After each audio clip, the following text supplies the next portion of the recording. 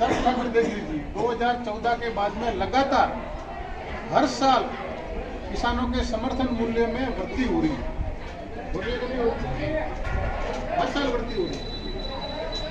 किसानों के लाभ के लिए, किसानों के सम्मान के लिए भरपाई तो नहीं हो सकती, लेकिन किसानों का सम्मान बरकरार रखने के लिए किसान सम्मान निधि भी मिलती है। आगे भी इसकी बढ़ोतरी होगी, कुछ उसमें कमियां होगी तो उसको भी दूर होगी। कहीं कहीं परेशानी है, जैसे ग्रामदानी गांव है तो वहां पर ये जैसे कि परेशानी आ रही है तो उसको भी धीरे धीरे वहां तक बात पहुंचाएंगे तो धीरे धीरे उसका भी समाधान हो सकता है। प्रधानमंत्री जी ने किसानों के भले के लिए 3 कृषि कानून लागू किए थे, आपने सबको सुना कि किसानों को लाभकारी मूल्य कैसे मिले, किसान इस बिचौलियों की चुंगल से मुक्त होकर डायरेक्ट उपभोक्ता और उत्पादक का कांटेक्ट कैसे रहे, इस विषय को लेकर 3 कृषि कानून बनाए। लेकिन दुर्भाग्य से कुछ लोगों के विरोध की वजह से वो 3 कृषि कानून वापस लेने पड़े। लेकिन प्रधानमंत्री की जो सोच थी वो किसान हित में थी और उस 3 कृषि कानून में किसानों को सीधा अपनी फसल अपने खेत पर ही बेचने का अधिकार दे दिया। और जब तक अपनी फसल अपने खुद नहीं बेच सकेंगे, दूसरा बेचेगा, जब तक मुनाफा अपने। यह सोच प्रधानमंत्री जी की है और आगे भी 2024 में भी तीसरी बार माननीय प्रधानमंत्री मोदी जी वापिस आएंगे, उनके दिमाग में यह सोच है कि मैं किसानों के लिए कुछ करूं। दूसरा सब कुछ कर रहे हैं, दुनिया में डंका बज रहा है भारत का। धारा 370 हटाई, राम मंदिर बना, पुलवामा का जो हादसा हुआ उसका भी बदला ले लिया जाकर पाकिस्तान के अंदर। किसी की हिम्मत नहीं थी, कभी हिम्मत किसी की। और वहां पर अपना एक सिपाही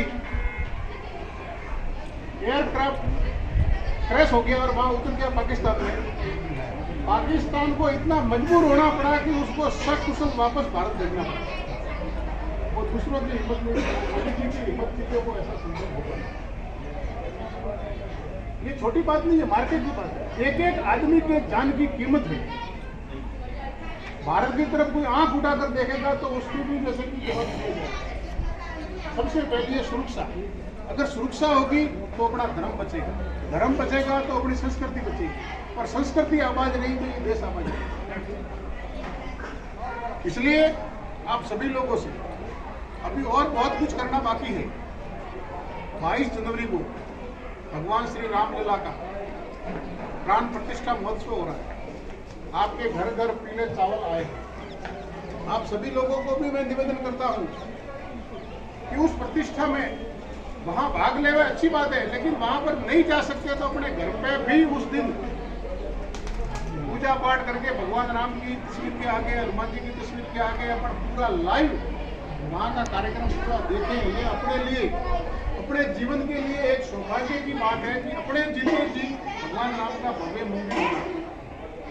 और मेरे लिए तो सौभाग्य की बात है कि जिस समय बाबरी ढांचा ढहाया गया उस समय मेरे परिवार के, मेरे पिताजी और मेरा भाई उस कार सेवा में शामिल थे, वो ढांचा ढहाने में। और वहां पर जेलों में उनको ठूस दिए गए थे। धीरे धीरे भी घूमते फिरते वो आए। तो यह भी अपने लिए एक बहुत एक सुनहरा और स्वर्णिम अवसर है जो इतिहास में एक अमिट छाप अपने धर्म और संस्कृति को छोड़ेगा। भारत की संस्कृति ऋषि और कृषि की संस्कृति है। ऋषि और कृषि की संस्कृति से भी भारत आगे बढ़ने वाला है। पहले आदिकाल में भी क्या कहते हैं, अमेरिका भेजो। हेलो, भारत में नालंदा हाँ सर, जैसे विश्वविद्यालय थे जहाँ पूरी दुनिया के बच्चे यहाँ पर पढ़ने आते थे। और वो भी आज मुँह हमारा तो फोन ही रेप करता है। 10-10 हजार विद्यार्थी। तो कोई नहीं, बच्चों है ना बेटे, आप इधर एक नंबर आप लोगों ने एक बड़े फोन कर दिया। पूरी अच्छी बढ़े यहाँ पर, इसके लिए समय। हाँ, थोड़ा मन किया था फोन कर। इसलिए आप सभी से निवेदन है कि 2024 में आप सभी तो तब से मैं जल्दी आऊँ तो आपने फ़ोन करूँ सुशोभित करने का जी। जितना भी अपने को बंद पड़े उतना सभी अपन प्रयास करें। यही मेरा आप सबसे निवेदन है। और वापिस आने पर नरेंद्र मोदी जी के नेतृत्व में किसानों का जो विकास करने का है उनके विषय ध्यान में है, अपन लोग और ध्यान में देंगे।